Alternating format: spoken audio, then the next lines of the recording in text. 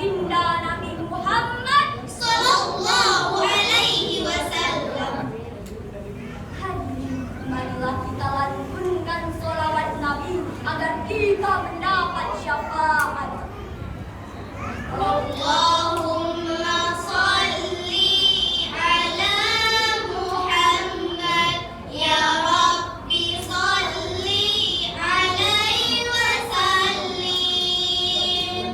Dewan Hakim dan Arif dan Bijaksana, hadirin dan teman-teman yang berbahagia, di era digital seperti sekarang ini telah tersedia alternatif komunikasi daya baru, yaitu komunikasi di media sosial atau komunikasi lewat dunia maya. Komunikasi ini memberikan kemudahan yang luar biasa. Dengan bermodalkan smartphone dan kuota, kita dapat menjelajah seisi dunia. Kita juga dapat berkomunikasi dengan teman dan keluarga di seluruh mancanegara. Berbagai macam berita dan informasi pun kita dapat ketahui dalam sekejap mata. Karena itulah media sosial sangat diminati di negara kita. Menurut laporan pihak sosial, pada Januari 2024 ada 185 individu pengguna internet di Indonesia, setara 66,2% dari total populasi nasional yang berjumlah 278,7 juta jiwa.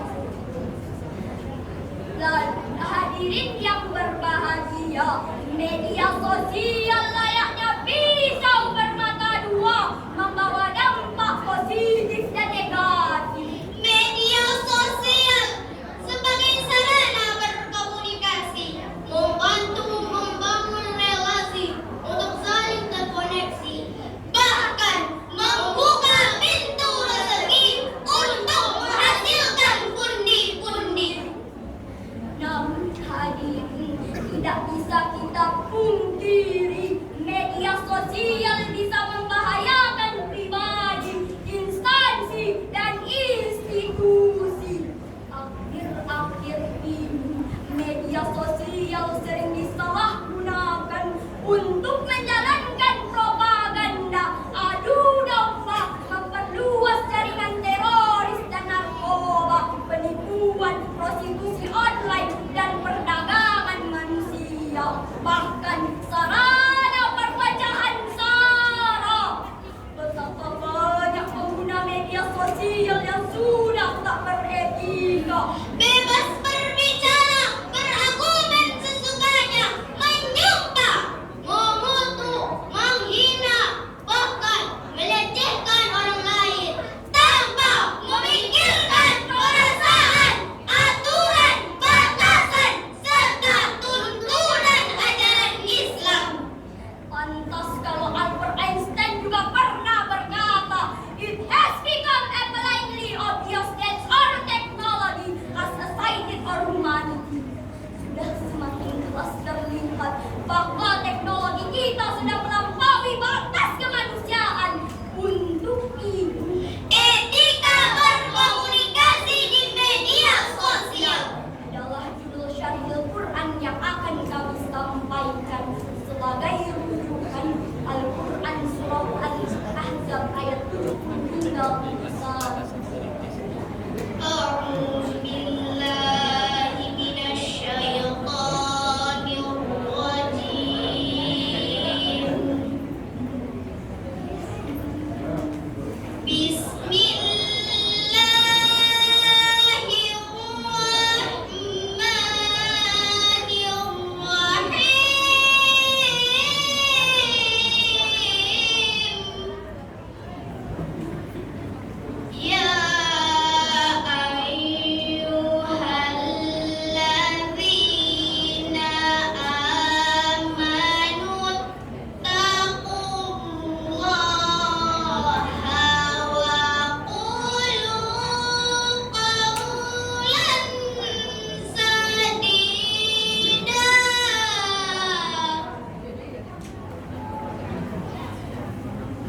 يصلح لكم أعمالكم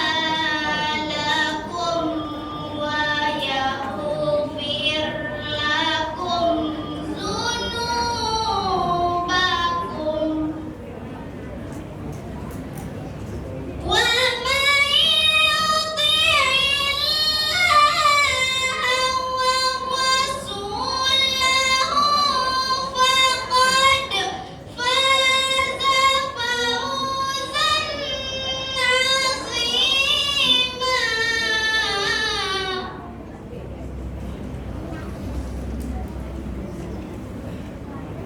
Aku berlindung kepada Allah dari godaan setan yang terkutuk dengan menyebut nama Allah yang Maha Pengasih lagi Maha Penyayang.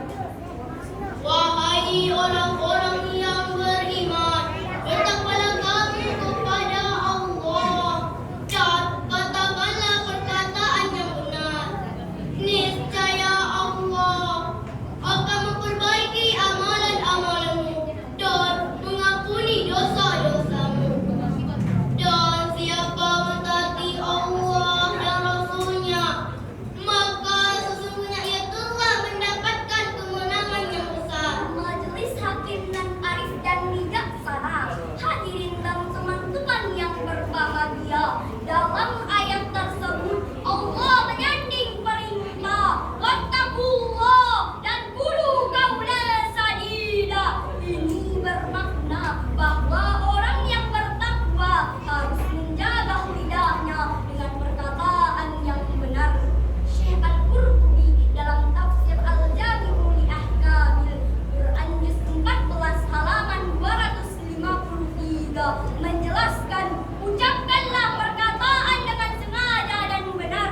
Perkataan yang benar adalah perkataan yang mengandung kebaikan. Ini jugalah yang telah ditegaskan oleh Syekh Fakhruddin Ar-Razi dalam tafsir dalam tafsir Mafatihul Ghaib juz 25 halaman 186.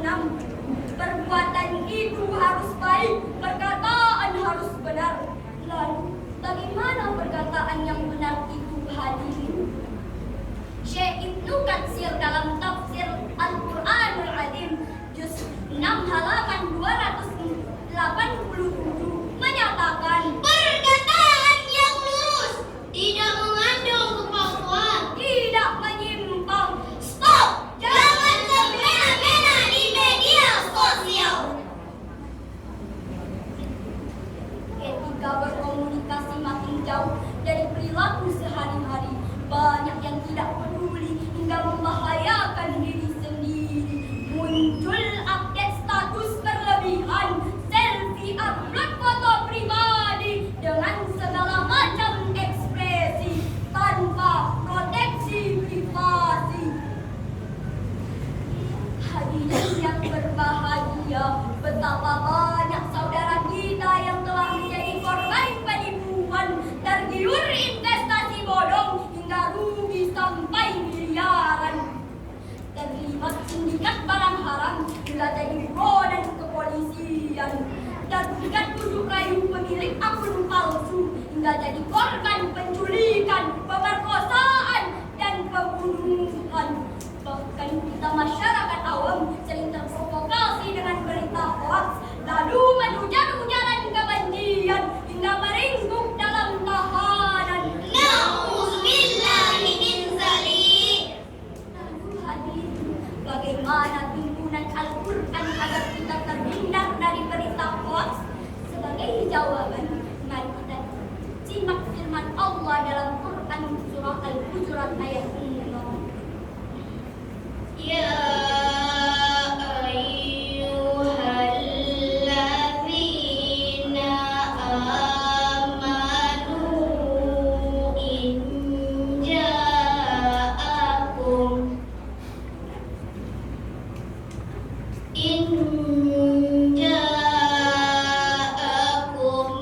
fasiqun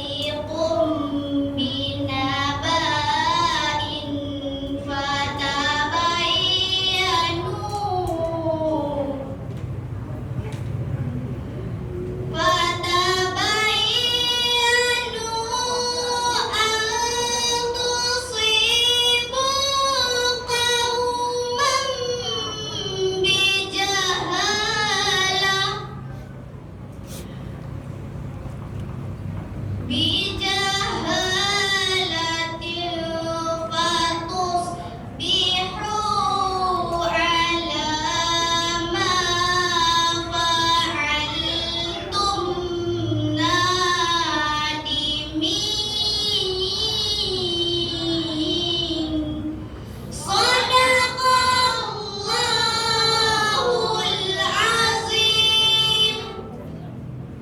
Wahai orang-orang yang beriman, jika datang kepadamu orang fasik membawa suatu berita, maka periksalah dengan teliti agar kamu tidak menimpakan suatu musibah kepada suatu kaum tanpa mengetahui keadaannya yang akan membuat kamu menyesal. Maha benar Allah dengan segala firman-Nya. Hadirin saudara sebangsa setanah air yang kami hormati, jangan sampai kita menyakiti orang lain karena kesalahan dalam menerima berita. Jangan sampai kita merugikan orang lain karena kecerobohan kita. Jangan sampai kita menghancurkan bangsa ini karena kebodohan kita. Sebagai kesimpulan, pertama, etika berkomunikasi di media sosial telah diatur dalam Undang-Undang ITE, namun belum sepenuhnya rakyat Indonesia memahami dan menjalankannya. Kedua, tugas kita sebagai seluruh rakyat Indonesia mari saling menjaga, Saling mengingatkan sesama, tunjukkan etika jika eksis di media. Setuju?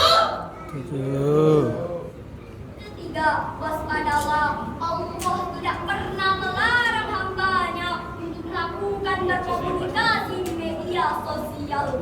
Namun kita harus bijak dan beretika sesuai dengan nilai-nilai agama. Luruskan niat dan ingat akan perhitungan Allah di akhirat kelak.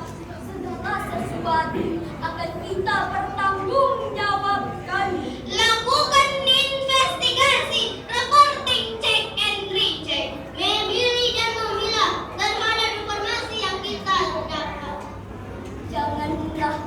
Janganlah kita bagaikan pohon bambu mengikuti kepada arah angin. Sebaliknya sikap kita bagaikan ikan di lautan. Meski airnya asin, tapi ikannya tidak pernah terbawa asin. Artinya tidak mudah tergeser dan tergusur dengan perkembangan zaman yang tidak berpegang teguh pada agama Allah. Cantik rupa sudah biasa, Banyak harta bukan apa-apa, tidak terasa waktu penghujung tiba.